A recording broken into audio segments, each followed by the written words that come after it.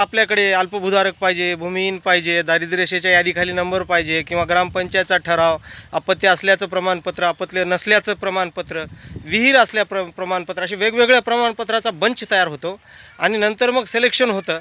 Selection कशा प्रकारे होतं, कोणत्या तरी एखाद्या मोठ्या माणसाच्या एखाद्या सोयऱ्याला प्रोजेक्ट दिला जातो. पण इथं फक्त 1,70,000 रुपये भरून आणि त्यांच्या ते योजना मिळवण्यासाठी त्यांना खर्च लागला. ऑनलाईन त्यांच्या सातबाऱ्याचे झेरॉक्स आणि बाकीच्या काही गोष्टी ऑनलाईन केल्याच्यानंतर त्यांचं सिलेक्शन झालं. सिलेक्शन हे तिथल्या कलेक्ट्रेटमधल्या प्रोसेसनी होतं आहे. कुणाचं रिकमेंडेशनची आवश्यकता नाही, काही नाही. आणि म्हणूनच तेलंगणाच्या ह्या ज्या सुविधा आहेत त्या मला बेस्ट वाटतात. कारण मी इथं पण माझी शेती आहे, तेलंगणामध्ये पण माझी शेती आहे आणि महाराष्ट्रामध्ये पण नांदेड जिल्ह्यामध्ये माझी शेती आहे.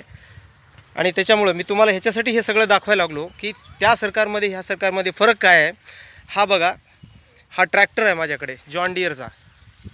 हा जॉन डिअरचा ट्रॅक्टर, याच्यामध्ये तुम्हाला इथे दिसेल 95%. आता हा उलटा दिसेल तुम्हाला कदाचित. हे 95% आणि ही TSNSP ही जी आहे ते स्कीमचा हे आहे, त्याचं स्कीमचा तो नंबर आहे आणि त्यांची जी स्कीम आहे त्या तहत मला 95% सबसिडीवर भेटला. 6.5 लाख रुपयाचा ट्रॅक्टर, नांगर, कल्टिवेटर, रोटावेटर आणि हे फक्त मिळालं मला 50,000मध्ये.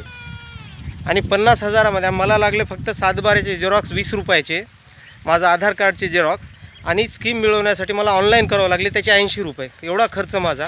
कुणालाच 1 रुपया द्यायची गरज पडली नाही, कुठल्या आमदाराची, कुठल्या खासदाराची, कुणाचीच आवश्यकता नाही. त्याच्यामुळं महाराष्ट्र सरकारने ह्या सगळ्या जर स्कीम लागू केल्या. आता जे सौर ऊर्जेचं तुम्ही पाठवलं त्याच्यामध्ये एक विशेष आहे की तो अधीक्षक अभियंता त्याचं सिलेक्शन करेल, मग त्याला आवडणाऱ्या व्यक्तीचं सिलेक्शन करेल आणि सर्वसामान्य ज्याला अत्यावश्यकता आहे त्या सौर ऊर्जेच्या ह्याची, त्याला मिळणार नाही. ही त्या गव्हर्नमेंटमध्ये आणि ह्या गव्हर्नमेंटमध्ये तफावत आहे. त्याच्यामुळे विकास हा असा झाला पाहिजे. तुम्हाला आणखी दाखवण्याचं मला इच्छा होत आहे. माझ्याकडे हे ड्रीप इरिगेशन आहे, हे विनामूल्य मिळालेलं आहे, विनामूल्य. आता माझ्या शेतामध्ये मी तुम्हाला फिरून दाखवतो आहे. मी शेतातच घर बांधलं आहे. ते घर देखील माझ्याकडं 50 एकर जमीन आहे. ते घर देखील घरकुल आहे आणि तिथं कुठलाच कशाची हे माझ्याकडे ड्रीप आहे.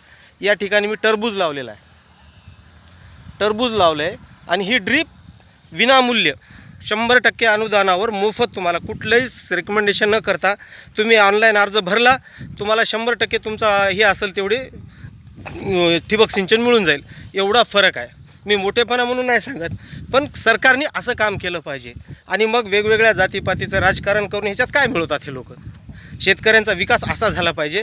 मी एक शेतकरी आहे म्हणून मी तुम्हाला अभिमानानं सांगतो.